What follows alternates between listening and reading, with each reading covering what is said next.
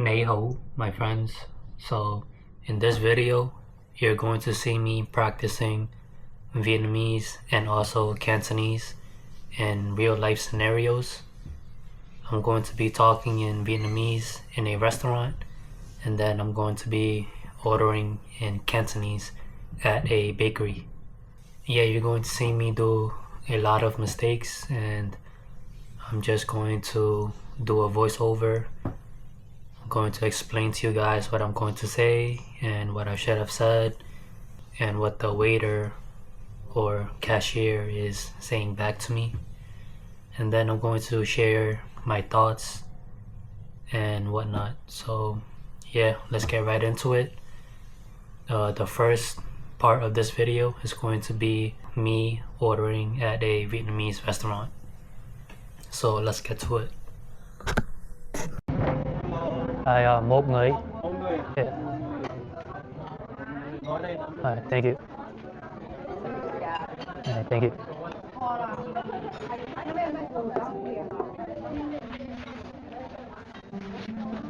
So you're going to see me walk into the Vietnamese restaurant. Right before this, I was actually outside just rehearsing and practicing on what I'm going to say. So as I walk in, I just made eye contact and then I said một người, which means one person. Then the waiter that I got the attention of, he said ngồi ở đây, which means sit over here. So I just went and took my seat, and then I started to rehearse in my head what I'm going to say next.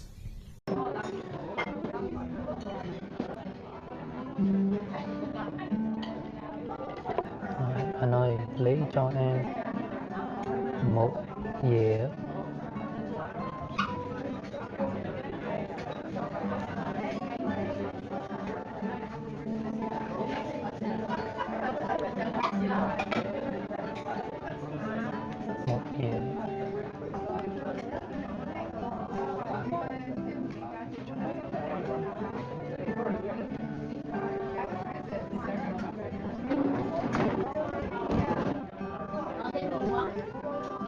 Anh ơi, lấy cho em một dĩa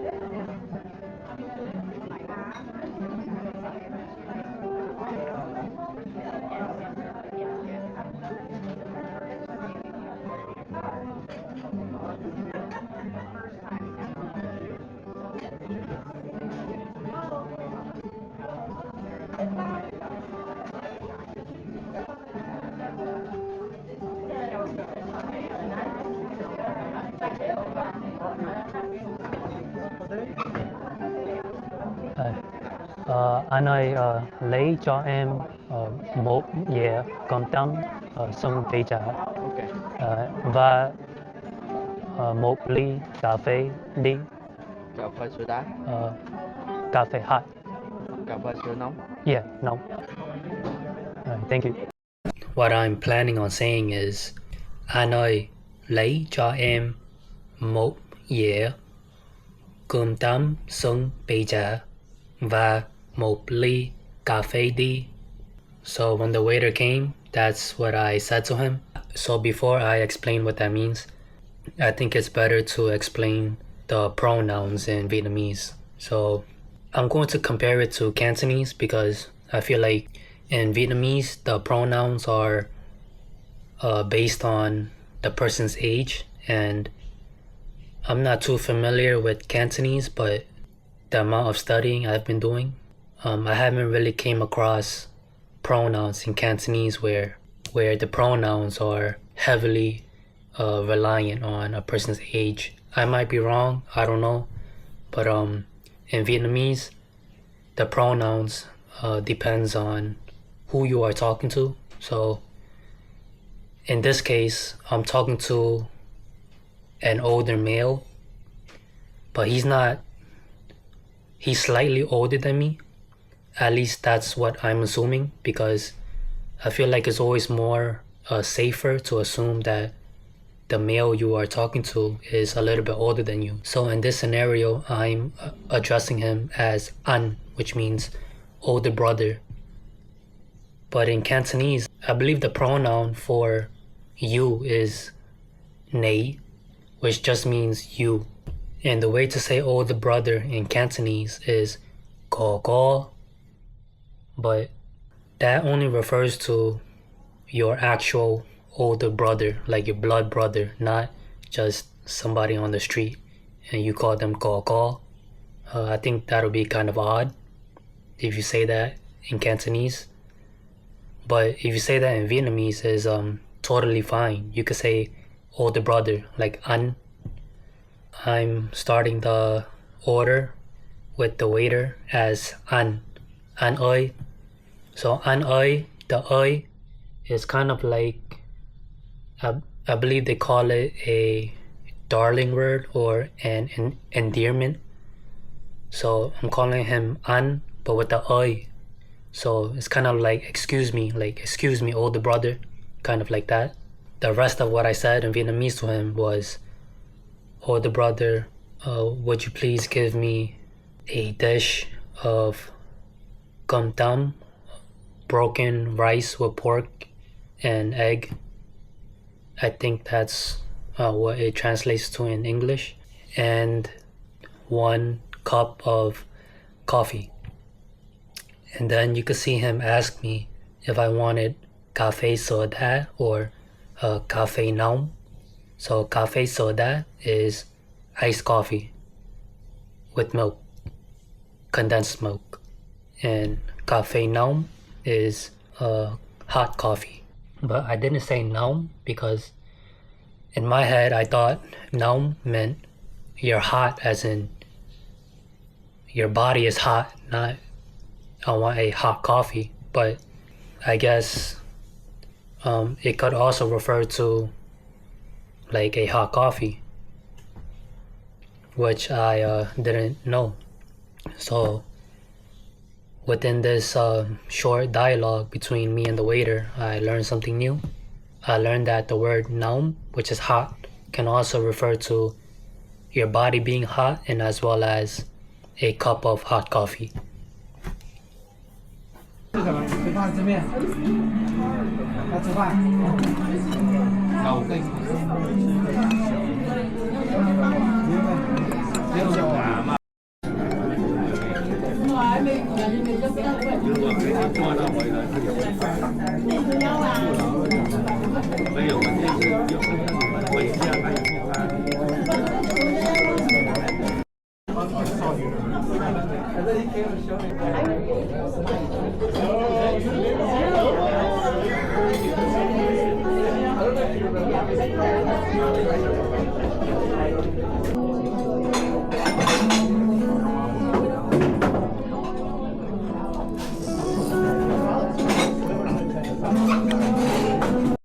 Alright guys, and now you're going to see me just drinking my hot coffee as well as eating my pork chop with rice. But what I've noticed was I'm hearing everything in the background, and I'm hearing all the waiters constantly switching between Cantonese and Vietnamese.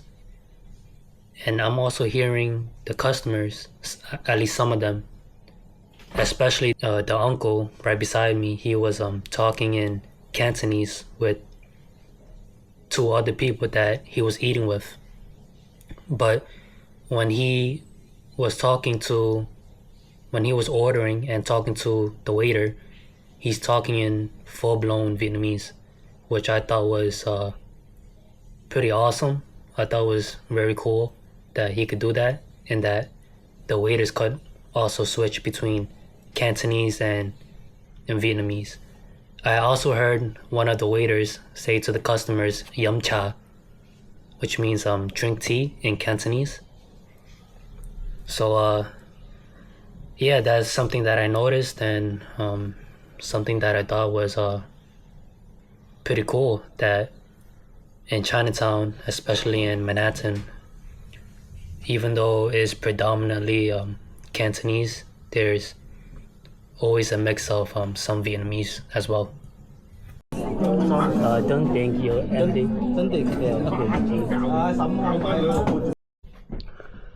So in this part, you see me trying to say anh ơi, tính tiền giùm em đi, which means, oh, the brother, give me the check please.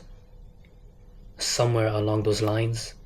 I know for a fact that ding, dun ding, the ding, that means money. So that phrase right there, dun ding, that just basically means give me the check. You could say dun ding, or you could also say, as I've been told, dun ding yum em di.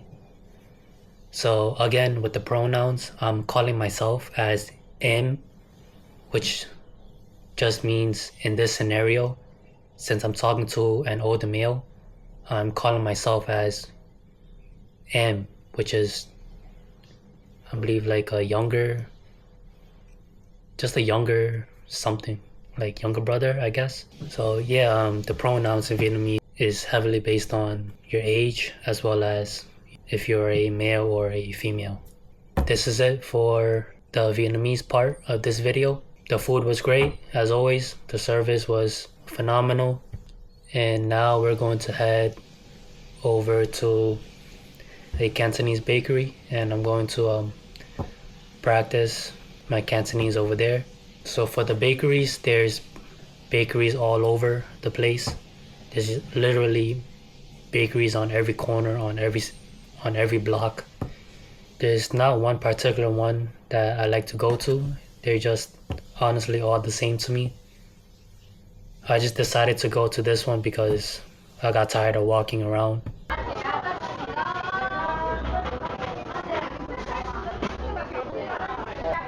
Không coi, ngồi yêu xăm cô tàn thắt.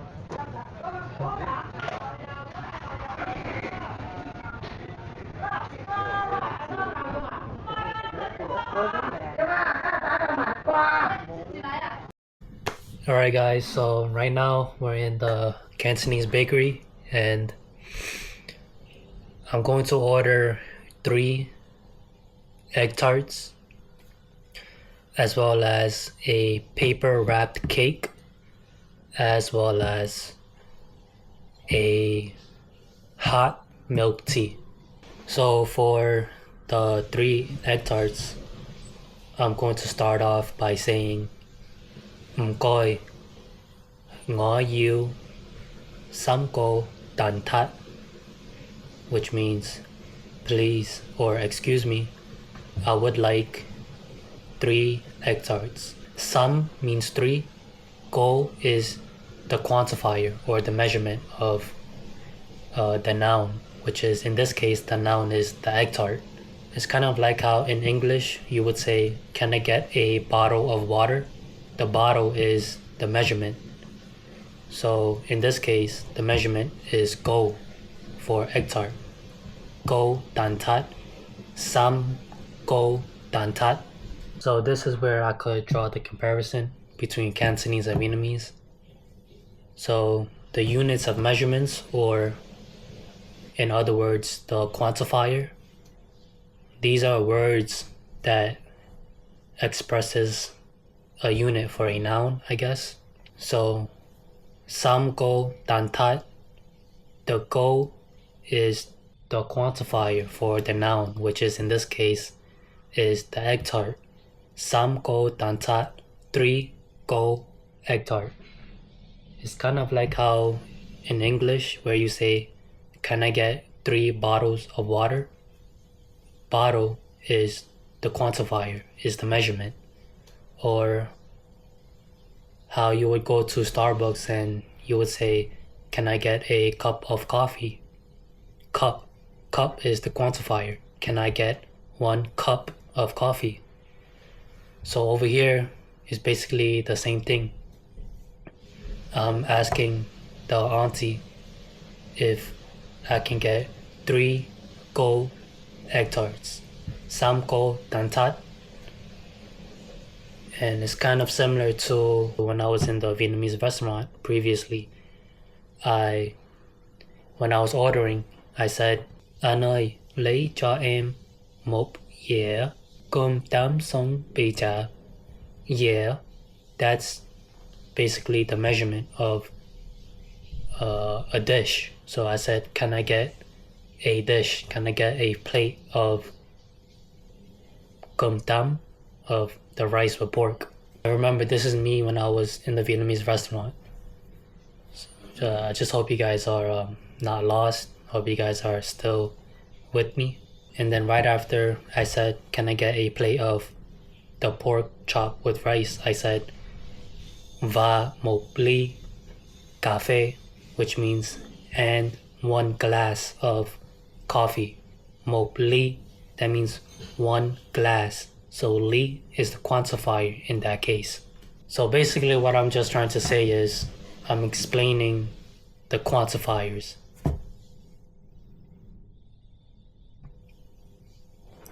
Nay đây có một chỉ báo蛋糕 one.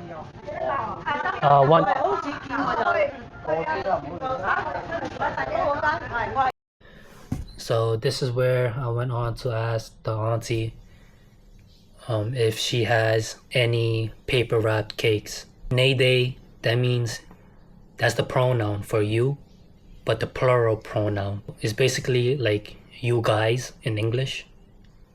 So I'm asking her, do you guys have any paper wrapped cakes? So nay day is the pronoun. Yao mo, that's the verb to have, followed by mo, which means to not have. So basically I'm just saying, do you guys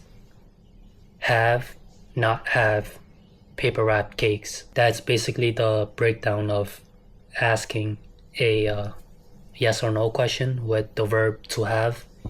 So nay day, yao, have, mo, to not have, ji bao dan go, which is paper wrapped cake. Looking at the video, I feel like my pronunciation is terrible. I feel like it's one of those things where when you rehearse it in your head, it sounds good, but as soon as you say it out loud and like actually apply it in real life, it's not the way you expected it to be. But I guess this is one of the pros of documenting yourself, because you can actually see the flaws and you could work on it and fix it and get better at it. So yeah, I feel like my pronunciation was terrible, but it's something that I could work on. Dạ vui gì nãy trà kỹ chuyện coi. Alright guys, so we're in a Cantonese bakery in Chinatown. So after finally ordering my egg tarts, a paper wrapped cake, and also a hot milk tea, the auntie, she took me over to the register, and then I asked her, "Gay chin?" So gay means how much, chin means money. So I'm asking her how much is the total, how much money. And then this is where I kind of regret not practicing my final particles in Cantonese, because if you hear the Cantonese language, there's a lot of la at the end, and that's basically to, I guess, like adjust the mood of the sentence.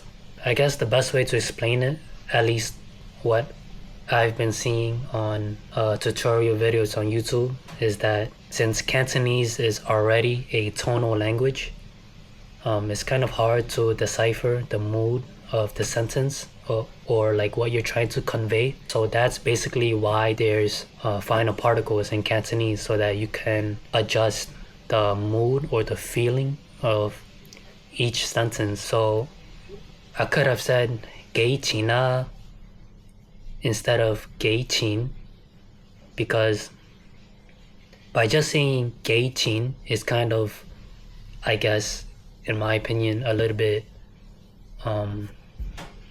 I guess, abrupt or kind of like a demand, I guess. But if I put gay china, it's kind of like it's not like I'm demanding. It's kind of like I'm just asking a question. It's not like I'm demanding something. You know what I mean? Or I might be wrong. This is just what I've been watching on the many tutorial videos of Cantonese on YouTube and wherever else I've been getting my information from. So yeah, I could have said gay china, but I didn't because I totally forgot. So probably in the next video I'm going to try to put a focus on adding my final particles to the end of my sentences. And I ordered a chi pao danko, which is a paper wrapped cake, and I got 3 dan tat, samko dan tat, and when I was ordering, like, I think they're having a really hard time trying to understand what I'm saying. I think because of the fact that Cantonese is a tonal language, I'm not hitting the tones correctly. At the end, where I was going to give her the money to pay, I asked her gay chin, which means how much. Gay chin was pretty easy for me to say, and I think she really understood me that time because right away she said saplok, which means 16. I believe the quantifier for money in Cantonese is man, but I didn't hear her say that, which was kind of odd. I don't know if you have to say that or not, but anyways, I guess it's just one of those things where you don't really have to say it if you don't want to. But yeah, I understood when she said saplok, which I'm pretty satisfied with. Just a few minutes ago, I was in the Vietnamese restaurant and I did terrible. But yeah, we're going to try again, keep trying. And the waiter over there was pretty nice to me. He said, you got to keep trying and keep practicing. So yeah, guys, I'm gonna drink my night chat and I'm gonna buy some groceries and then I'm going to head home from there.